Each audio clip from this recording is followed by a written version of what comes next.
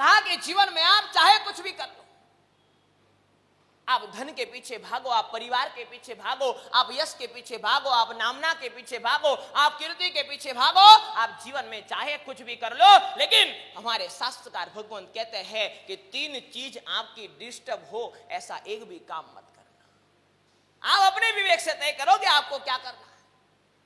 जीवन में आपको कितना दौड़ना है, कितना भागना है, कहां तक पहुंचना है, पैसे के पीछे कितना समय लगाना है, परिवार के पीछे कितना समय लगाना है, धर्म के पीछे कितना समय लगाना है, गुरु के पीछे कितना समय लगाना है, मित्रों के पीछे कितना समय लगाना है, सगे स्नेही संबंधियों के पीछे कितना समय लगाना है, आप तय करो। आपका जीवन है, आप अपनी विवेक बुद्धि से निर्धारित करो कि जीवन में करना क्या है। लेकिन शास्त्रकार भगवंत कहते हैं कि चाहे कुछ भी हो जाए, 3 चीजें हमारी डिस्टर्ब नहीं होनी।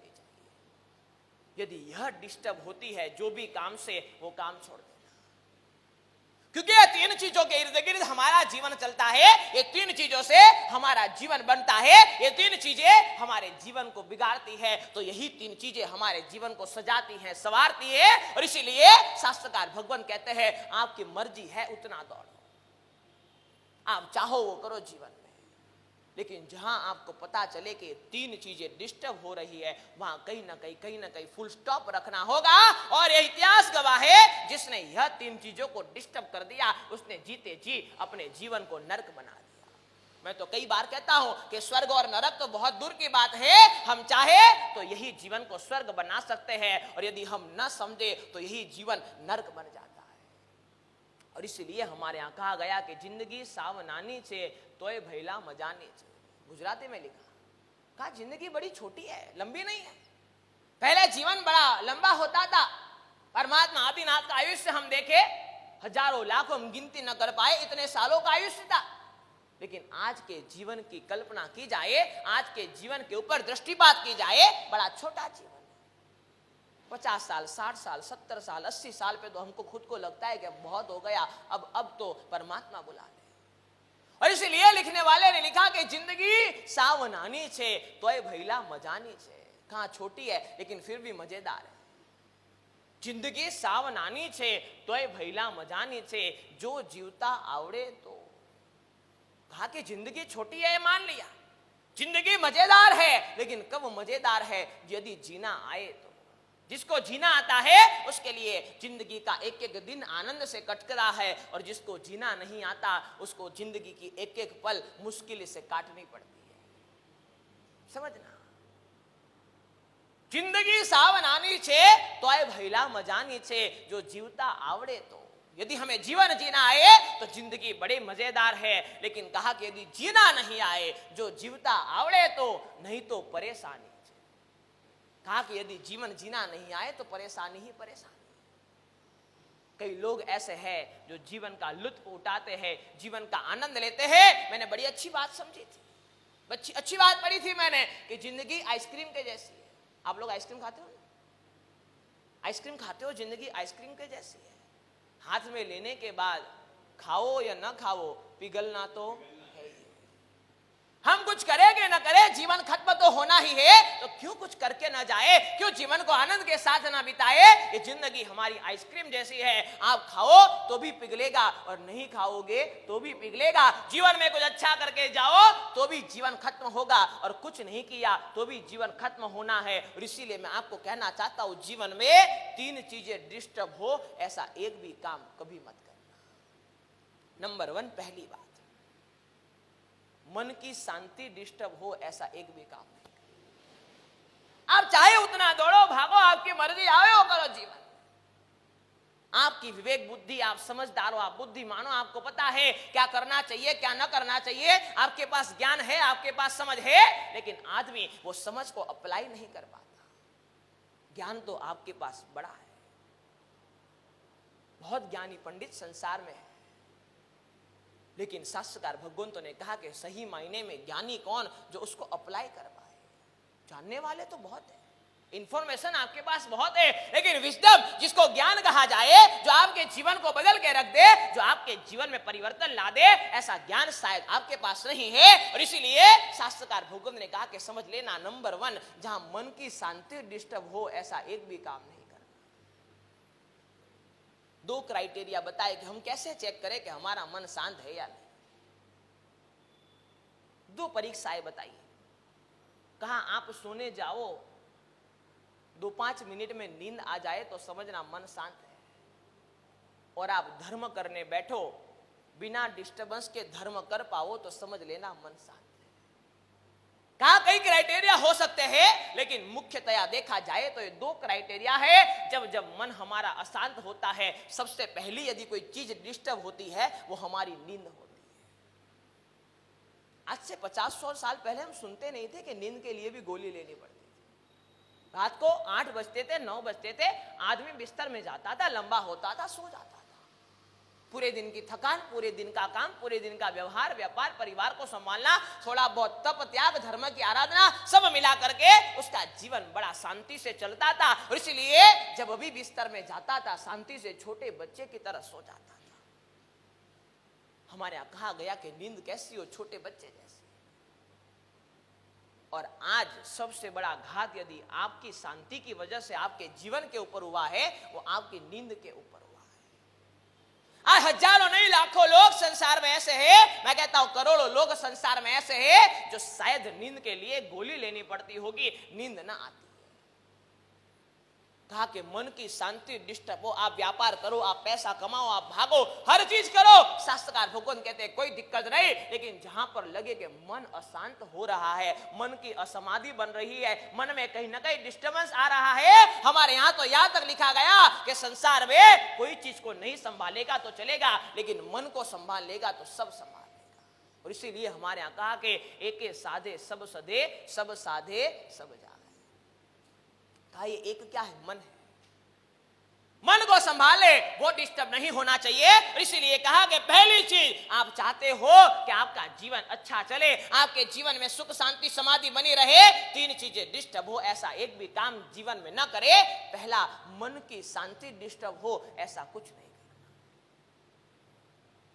पहला आघात मन का होता है नींद के ऊपर, और दूसरा आघात मन का होता है धर्म क्रियाओं के ऊपर।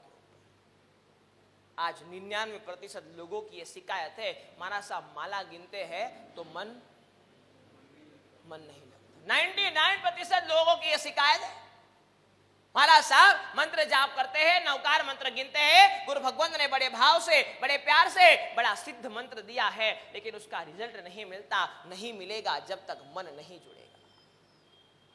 जहां जहां धर्म करते करते मन में डिस्टर्बेंस आता हो, मन डिस्टर्ब होता हो, समझ लेना कहीं ना कहीं मन की अशांति हो जाए, ऐसे काम हमने किए हैं। इसीलिए शास्त्रकार भगवंत ने कहा कि समझ लेना मन की शांति डिस्टर्ब हो ऐसा एक भी काम नहीं करना। दूसरी बात, कहा कि शरीर की स्वस्थता डिस्टर्ब हो ऐसा एक भी काम नहीं करना। जहां आपका शरीर बिगड़े, जहां हमें पता चल रहा हो कि हमारा शरीर बिगड़ रहा है, हमारा शरीर खराब हो रहा है, हमारा शरीर बर्बादी की ओर आगे बढ़ रहा है, और एक व्यसन ऐसा है जो आपके शरीर को खत्म कर देता है। आपको पता है, जब कोई भी व्यक्ति तंबाकू की कोई भी प्रोडक्ट लेता है, पहले तो छोटे अक्षरों में लिखा जाता था, लेकिन आज सरकार ने ये नियम बना दिए हैं, 50%, 60%, 75% तक हिस्से में ये लिखा जाता है कि तंबाकू से कर्क रोग होता है, कैंसर होता है। मैं आपको कहता हूं कि आप आत्मा की फिक्र न करो, कोई बात नहीं, पर जो ये महामूला शरीर मिला है उसको तो संभाल लो। आत्मा के राग द्वेष को छोड़ो, आत्मा के सद्गुण दुर्गुणों को साइड में रखो। मैं कहता हूं इतना तय कर लो, जीवन में शरीर बिगड़े ऐसा एक भी काम न करेंगे, कम से कम शरीर को तो संभालेंगे।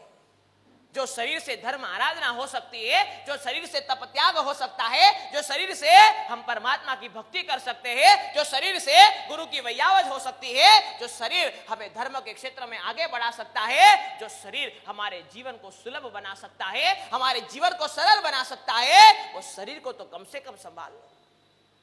आपको पता है, एक सरदर्द होता है, छोटा सा सरदर्द, आदमी का जब तक वो ठीक ना हो जाए कोई काम में मन तक नहीं लगता। ये शरीर की ताकत है। शरीर का एक हिस्सा डिस्टर्बेंस हो, आपका धर्म डिस्टर्बेंस हो सकता है, आपका व्यापार डिस्टर्बेंस हो सकता है, आपका परिवार डिस्टर्ब हो सकता है। शरीर का एक हिस्सा बिगड़े, हमारा सब कुछ बिगड़ सकता है। इसलिए शास्त्रकार भगवंतों ने लिखा है, समझ लेना, शरीर माध्यम खलु धर्म साधन। शरीर है तो धर्म की साधना आराधना होगी, शरीर है तो धर्म कर पाओगे, वरना वो भी नहीं होगा। इसीलिए कहा कि 3 चीजें डिस्टर्ब हो ऐसा एक भी काम नहीं करना। सबसे पहले नंबर में मन की शांति, दूसरे नंबर में शरीर का स्वास्थ्य। मत करो ऐसा काम। व्यसन शुरू तो बहुत जल्दी हो जाते हैं, लेकिन वो खत्म नहीं होते, आपको खत्म कर डालते। वो खत्म नहीं होते, वो नहीं निकलते, आपके जीवन को खत्म कर डालते हैं। और इसीलिए मैं कहता हूं, आप आत्मा को न संभालो, आपकी मर्जी, कम से कम शरीर को संभाल लो, बहुत सुलभ हो जाएगा जीवन आपके। और तीसरी बात करें, कहा मन की शांति डिस्टर्ब हो ऐसा कोई काम नहीं करना, कहा शरीर का स्वास्थ्य डिस्टर्ब हो ऐसा कोई काम नहीं करना। और तीसरे नंबर में कहा कि समझ लेना, परिवार का स्नेह डिस्टर्ब होता हो ऐसा एक भी काम नहीं करना।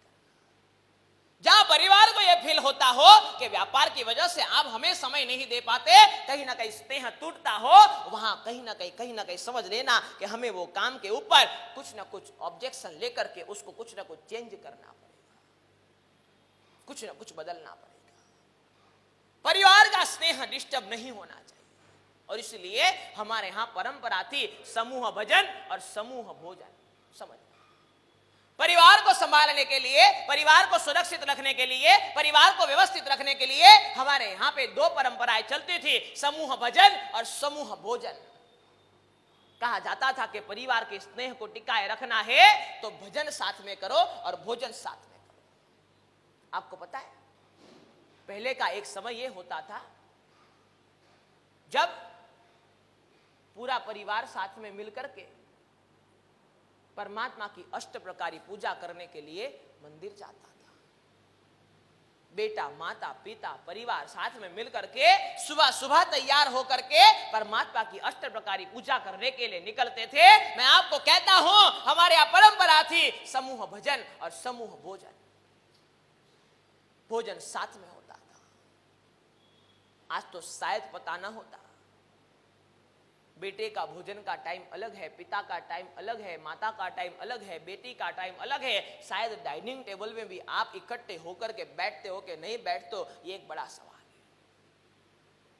कई घर में आज भी परंपरा मौजूद है एक टाइम का भोजन साथ में करना, लेकिन मैं आपको कहना चाहता हूं कि परिवार के स्नेह को बना करके रखना है, उसको निरंतर रखना है। 2 चीजें शुरू कर देना, समूह भजन, समूह भोजन।